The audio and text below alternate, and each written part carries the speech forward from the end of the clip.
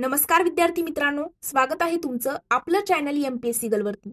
मित्रांनो, आजच्या व्हिडिओमध्ये आपण तहसीलदार या पदाविषयी संपूर्ण सविस्तररित्या माहिती घेणार आहोत।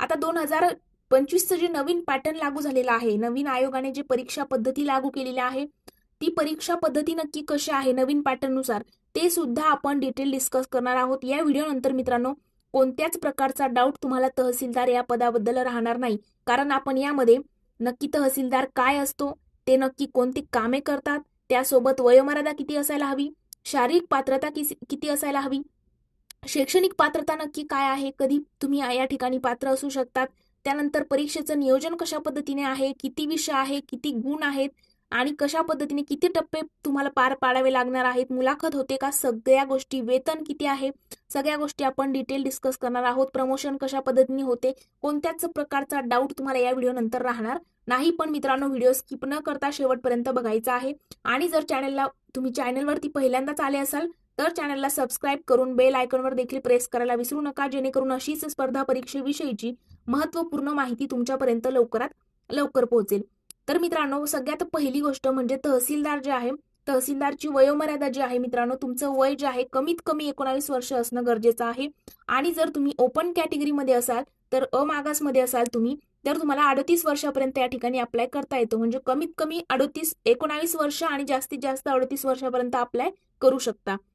जर तुम्ही मागासवर्गीयमध्ये म्हणजे कॅटेगरीमध्ये येत असाल, ओबीसी वगैरे, जर तुम्ही ओबीसी SC ST मध्ये जर तुम्ही येत असाल, अनाथ असाल, तर तुम्हाला या ठिकाणी 43 वर्षापर्यंत अप्लाय करता येतं।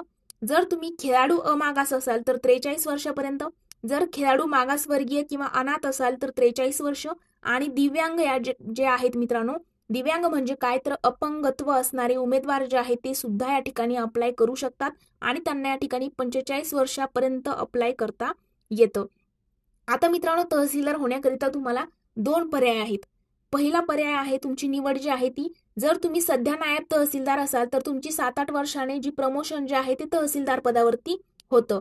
आणि दुसरी पद्धत आहे, जर तुम्हाला डायरेक्टलीच तहसीलदार व्हायचं असेल तर दुसरा ऑप्शन आपल्याकडे आहे की एमपीएससीच्या थ्रू घेण्यात येणारी परीक्षा जी आहे ती पार करायची आहे, क्रॅक करायची आहे आणि मग तहसीलदार पद मिळवायचं आहे।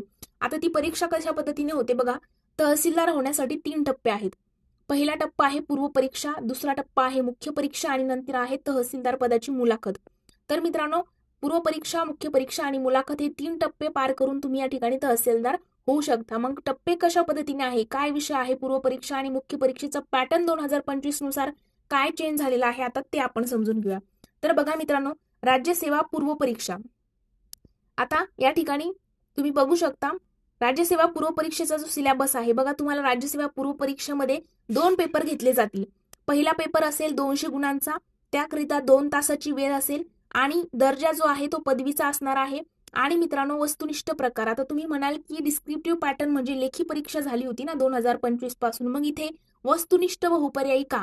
तर बघा, जी पूर्व परीक्षा तुमची असणार आहे, पूर्व परीक्षेमध्ये जे 2 पेपर आहेत, पेपर पहिला आणि पेपर दुसरा 200 गुणांचा म्हणजे 400 गुणांची पूर्व परीक्षा असणार आहे का, ती तुमची मल्टिपल चॉईस क्वेश्चन्स म्हणजे काय तर वरती 1 प्रश्न खाली 4 पर्याय अशाच पद्धतीने होणार आहे पूर्व परीक्षा। म्हणजे काय तर वस्तुनिष्ठ बहुपर्यायी तुमची या ठिकाणी होणार आहे। मात्र मुख्य परीक्षा जी आहे मित्रांनो, तर मुख्य परीक्षा तुमची जी आहे ती लेखीच होणार आहे 2025च्या नवीन पॅटर्न नुसार। 2024चे तुमची लास्ट चान्स असणार आहे एमसीक्यूज पॅटर्नचा। ओके, आता खाली टिप आहे बघा, सामान्य अध्ययन पेपर क्रमांक 2 CSAT हा अहर्तकारी म्हणजे काय क्वालिफाईंग असून अहर्ता प्राप्त करण्यासाठी किमान फक्त 33% गुण मिळवणं आवश्यक राहील आणि या पेपरमध्ये किमान 33% गुण प्राप्त करणाऱ्या उमेदवारांची पेपर 1 मधील गुणांच्या आधारे राज्यसेवा मुख्य परीक्षेसाठी गुणवत्ता यादी तयार करण्यात येईल। म्हणजे काय बघा, या ठिकाणी तुम्हाला पेपर 2 जो आहे CSATचा तो क्वालिफाईंग आहे, म्हणजे त्या ठिकाणी तुम्हाला 33% गुण मिळवणं आवश्यक आहे। जर तुम्ही 33% गुण मिळवले किंवा त्यापेक्षा जास्त तर तुमचं पहिल्या पेपरचे सुद्धा मार्क गृहीत धरून मुख्य परीक्षेसाठी तुमची निवड केली जाईल। आणि मग मुख्य परीक्षा जी आहे तुमची, मुख्य परीक्षा मित्रांनो लेखी परीक्षा असणार आहे, या ठिकाणी तुम्हाला आता दिसत असेल स्क्रीनवरती। आणि या ठिकाणी बघा 1750 गुण आणि मुलाखत आणि व्यक्तिमत्व चाचणीसाठी 275 गुण या ठिकाणी असणार आहे। म्हणजेच पूर्ण जर आपण बघितलं तर युपीएससीचा पॅटर्न आयोगाने फॉलो केलेला दिसतोय। एकूण गुण 2025 गुणांची एकूण सगळी एक्झाम तुमची घेतली जाईल। आता मग मित्रांनो, लेखी परीक्षेमध्ये पहिला पेपर जो आहे तो असणार आहे मराठीचा. त्यामध्ये तुम्हाला 300 गुण असतील मराठीच्या पेपरकरिता. आणि मित्रांनो, मानक मॅट्रिक म्हणजे काय, दर्जा मॅट्रिकचा असणार आहे. माध्यम मराठीच असेल, कालावधी 3 तास. आणि मित्रांनो, दुसरा पेपर इंग्रजीचा असणार आहे, त्याकरिता 300 गुण आणि त्याचा सुद्धा कालावधी 3 तास असणार आहे. पात्रता अनिवार्य काय आहे, पात्रता 25% गुण मिळवणं, म्हणजे 25% पेक्षा जास्त गुण या ठिकाणी मिळवायचे आहेत.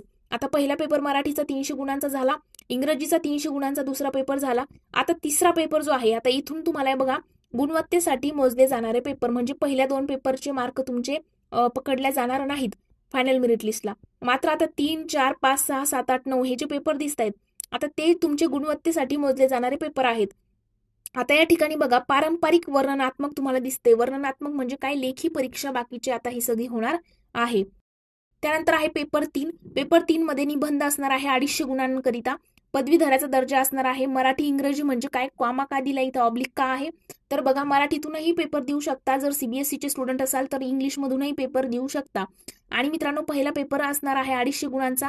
म्हणजे हे नंतरचे जेवढे काही पेपर आहेत बघा, 3, 4, 5, 6, 7, 8, 9 स्क्रीनवर जे दिसत आहेत, हे सगळे तुम्हाला 250 गुणांचे पेपर आहेत. आणि सगळ्यांकरिता 3-3 तासाचा कालावधी असणार आहे.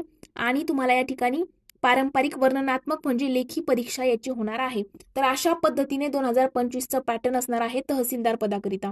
आता मग मित्रांनो, मग तहसीलदार होण्याकरिता नक्की आता पुढचं काय क्रायटेरिया आहे, आपण तो संपूर्ण सविस्तररित्या समजून घेऊयात.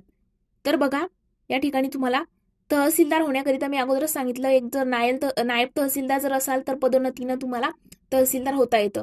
आता मग तहसीलदारचं प्रमोशन कशा पद्धतीने होतं, तर मित्रांनो, तहसीलदार जो आहे त्याचं प्रमोशन हे उपजिल्हाधिकारी म्हणजे डीसी, डिप्युटी कलेक्टर या पदी होत असतं. आणि मित्रांनो, वयोमर्यादा जर बघितली तर वयोमर्यादा आपण अगोदरच डिस्कस केलेली आहे.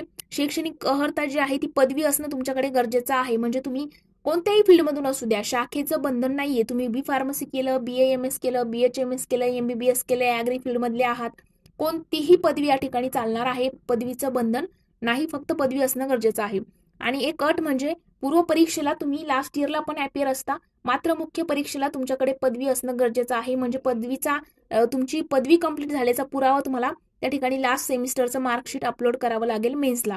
आणि मित्रांनो, तहसीलदारची कामे काय असतात, तर बघा, जमिनीशी संबंधित कामं व त्या संबंधीचे वाद ऐकून त्याचं निराकरण करणं, म्हणजे काय, आपल्या गावाकडे जमिनी विरुद्ध जे वाद वगैरे होतात त्या गोष्टीचं त्यांनी सगळं निराकरण वगैरे करणं. त्यानंतर पाहणी करणं म्हणता येईल. त्यानंतर पटवारीने केलेल्या कामावर देखरेख करणं, आणि हे पण त्याचं काम आहे. जमिनीच्या नोंदीशी संबंधित अनेक प्रकारची कामं तहसीलदार करतो. शेतकऱ्यांना जमिनीची माहिती मिळण्यास कोणतीही अडचण येऊ नये याची काळजी तो घेतो. जात प्रमाणपत्र असेल, रहिवासी दाखला असेल, उत्पन्नाचा दाखला असेल, आदी महत्वाची कागदपत्रे तहसीलदारांच्याच स्वाक्षरीनंतरच वैध ठरत असतात. पीक संबंधित कोणत्याही प्रकारच्या नुकसानीची भरपाई तहसीलदाराद्वारे प्रतिबंधित आहे. त्यानंतर याशिवाय त्यांना अनेक प्रकारची कामे करावी लागतात. त्यासोबतच त्यांच्याकडे अनेक प्रकारच्या शक्तीही असतात आणि ते त्यांच्या आवश्यकतेनुसार काय करतात, वापरही करू शकतात. मित्रांनो, तहसीलदार जो आहे तो शासनाच्या तहसीलाचा प्रमुख अधिकारी असतो. तहसील म्हणजे वसुली करणं, आणि त्यामुळे तहसीलदार म्हणजेच काय, ग्रामीण जनतेकडून कर वसूल करणारा अधिकारी. ग्रामीण म्हणण्याचा उद्देश काय, तर इतर प्रकारच्या जनतेकडून कर वसूल करण्यास अन्य अधिकारी असतात. पण जिल्ह्याच्या ज्या तुकड्याला आपण मराठीमध्ये तालुका म्हणतो, की त्यालाच हिंदीमध्ये तहसील असं म्हणतात. त्यामुळे तहसीलदार हा तालुक्याचा सर्वोच्च नागरी अधिकारी असतो, हे या ठिकाणी विसरायचं नाही. मग मित्रांनो, तहसीलदार या पदाचं वेतन नक्की किती आहे, किती वेतन तुम्हाला दिलं जातं, तर बघा, तुम्हाला या ठिकाणी 55,100 रुपये तुमची स्टार्टिंग असते आणि 1,75,100 रुपये तुमची रिटायरमेंटच्या एज पर्यंत 1,75,000 पर्यंत तुमची पेमेंट जी आहे ती जाते. पण स्टार्टिंग ही 55,100 असते. त्यानंतर महानगरामधील अंदाजित मासिक वेतन 77,111 आहे. जिल्ह्याच्या ठिकाणी अंदाजित वेतन 73,000 रुपये आहे. दरवर्षी वेतनवाढ आणि महागाई भत्ता मिळून जवळजवळ 4,000 रुपये वेतनवाढ दरवर्षी तुमची होत असते. म्हणजे तुम्हाला 55,000 रुपये स्टार्टिंग तर मिळतेच, पण दरवर्षी तुम्हाला इतर देय भत्ते वगैरे लागू होतात आणि सोबत 4,000 रुपयाने दरवर्षी पेमेंट तुमचं इन्क्रीमेंट या ठिकाणी होत असतं. तर ही झाली मित्रांनो तहसीलदार पदाची संपूर्ण सविस्तररित्या माहिती. या व्हिडिओ नंतर पण हे बघा, शारीरिक चाचणी या ठिकाणी अनिवार्य आहे का नाही, शारीरिक चाचणीची गरज नाहीये. तुम्हाला शारीरिक पात्रता आपण बघितलेली आहे, वयोमर्यादा बघितलेली आहे, परीक्षेचा पॅटर्न बघितलेला आहे, 2025चा काय नवीन बदल झालेला आहे तो समजून घेतलेला आहे.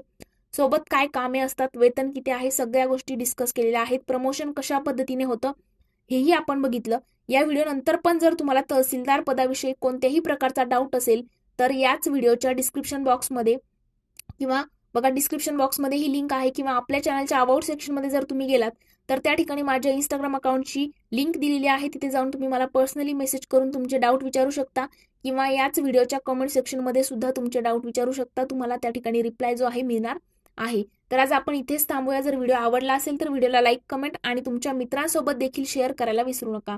Thank you so much.